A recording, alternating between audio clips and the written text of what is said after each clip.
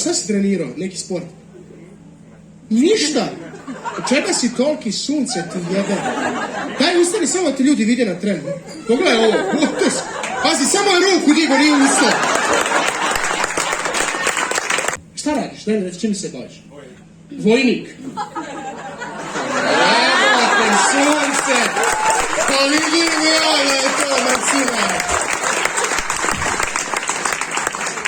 Kao i si security, si trenirao i kad ništa ne. I onda vidiš tu ispred ovako. Stani mirno, Vinče.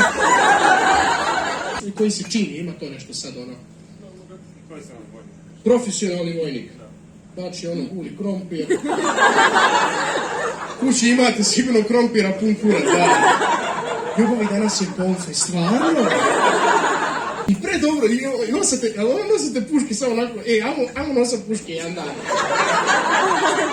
Se smijete mijenjati za puške? Ne smijete se mijenjati. Aj ti kad došao neki kolega, daj ti pokažem ja svoju pušku. To nije bilo. To je top secret, ok, da. Ti dolaziš, sunce, pa to je pištoljić, šta je?